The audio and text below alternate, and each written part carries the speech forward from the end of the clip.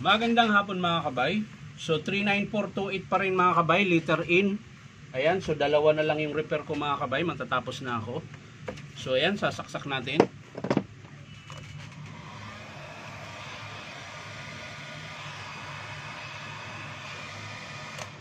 So gumagana siya mga kabay. Ang problema, wala po siyang binubugang mainit. Puro hangin lang po. So bubuksan natin mga kabay. Ito, hindi ito wiring.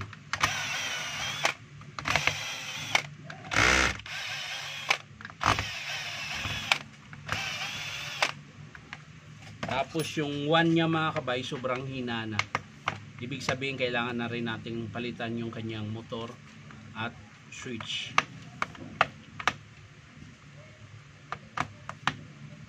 Pero syempre, titingnan muna natin yung element mga kabay. Kung bakit ayaw niya magbuga ng mainit. So ayan, ang ganit na po. Sobrang ganit na po yung switch niya. Ayan. Medyo matigas po siya pag ino-on mo siya. Dapat swabe lang po yung slide niya dapat. Ito maganit na. So maaring lusaw na po yung pinaka-terminal yan mga kabay. Kaya maganit.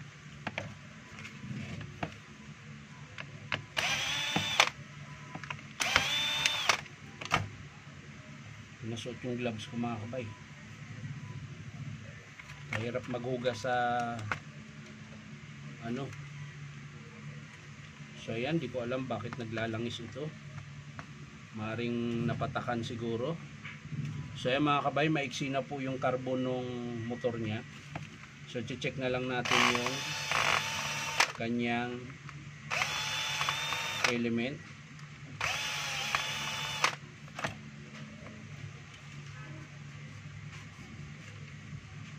So ayan mga kabay, putol din po yung kanyang element. Ayan, kaya po ayaw gumana. So ayan mga kabay, putol po yung kanyang element. Ayan. So papakita ko ulit sa inyo. Ayan, tulad nung pangalawa ko yatang repair kanina. Ayan. Ayan, kung mapapansin itong puti na to mga kabay, wala na po siya. Ayan. Gumagalaw na po siya. Dapat nakakunik po siya dito. So putol po siya. Kaya po siya walang binubuga na mainit. So check din natin yung kanyang PVC board. So okay pa po siya.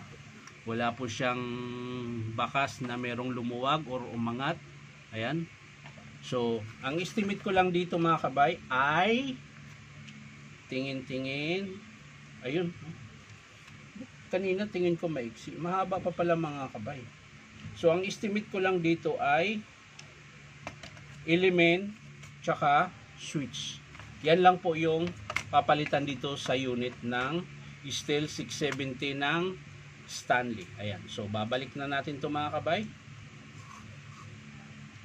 Dahil natapos na po at alam na po natin kung ano yung sira, element tsaka switch. Yan po yung papalitan natin. Ayan.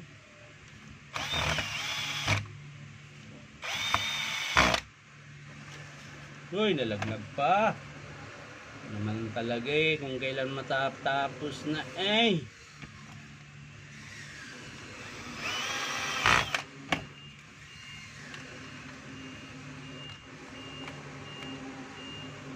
Minsan ganun yun mga kabay. Kung kailan malapit ka na matapos sa repair mo, siya namang maraming nangyayari.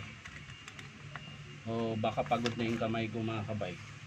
Kasi 14 units nga pala itong repair ko ngayon mga kabay. Sobrang dami po siya.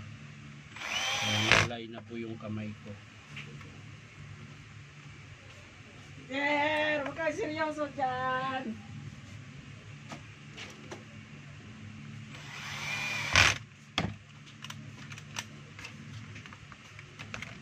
So yun na mga kabay, tapos na tayo. Sasara ko na.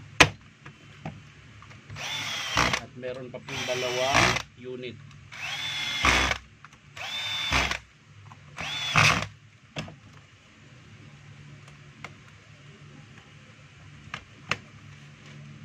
Yan, tapos na rin. Dalawa na lang. So yan lang mga kabay, ulitin ko lang. Estimate ko dito sa 39428 liter in. Steel 670 na heat gun, element tsaka switch. Yan lang po. So papakita ko yan sa inyo mga kabay kapag in-approve ng customer kung paano ikabit yung switch tsaka yung element niya. So maraming salamat mga kabay. Bye bye.